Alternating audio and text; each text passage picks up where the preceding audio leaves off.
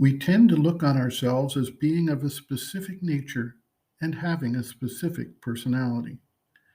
We see main lines of understanding, of reaction, and of action, and look upon these as who we are. If we take a closer look, however, we soon begin to see that we are not as simple and homogeneous as it first seemed.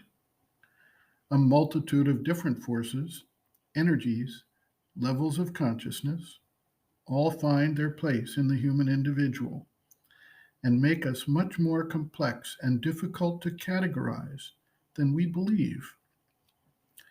Dostoevsky, the famous Russian author of The Brothers Karamazov, undertook a detailed study of the human personality, at least as far as he could trace it out, by trying to separate out the various personality elements into different individuals, although he also recognized that all of the primary characters, those that were the most unregenerate and those that were the most highly developed, shared certain basic underlying characteristics and could therefore understand one another and interact with one another. Alexei was the youngest brother who took up a more devotional line of interest. Ivan had a station that was quite mentalized. Dmitri was driven by emotion and by lower vital energies. Their father, Fyodor, was immersed in the vital and the lower vital energies related to greed, lust, and anger. In reality, each individual encompasses the entire gamut of human capability, with some extending their range far beyond those which prevail ordinarily, with development of higher spiritual, overmental, intuitive, and psychic soul development obviously at play in their being. With all of this interplay and complexity, it is no wonder that it is virtually impossible to predict the exact line of development or action of any individual, or even how they will respond to specific circumstances. Those who have a characteristic primary personality or highly developed trait may frequently act according to the lines of that development, but there are always opportunities and circumstances where something else comes out and expresses itself.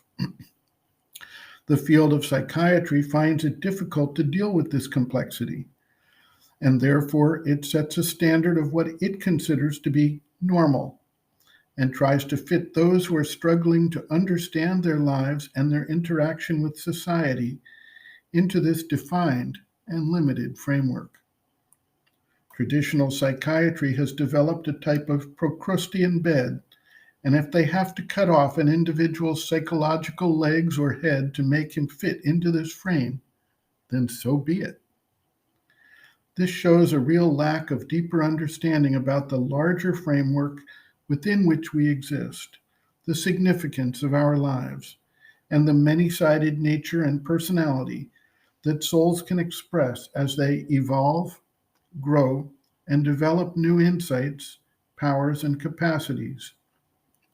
Luckily, modern psychological research and the work of individuals such as C.G. Jung have worked to break out of this limitation and bring to an understanding of human psychology a much wider and more flexible approach that is beginning to recognize the inherent complexity of the human personality.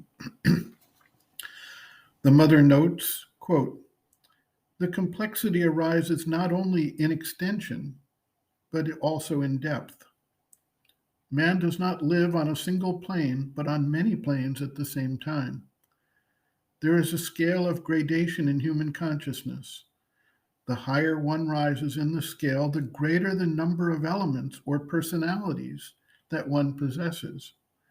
Whether one lives mostly or mainly on the physical or vital or mental plane, or on any particular section of these planes, or on the planes above and beyond them, there will be, accordingly, differences in the constitution or psychophysical makeup of the individual personality. The higher one stands, the richer the personality, because it lives not only on its own normal level, but also on all the levels that are below it and which it has transcended. The complete or integral man, some occultists say, possesses 365 personalities. Indeed, it may be much more.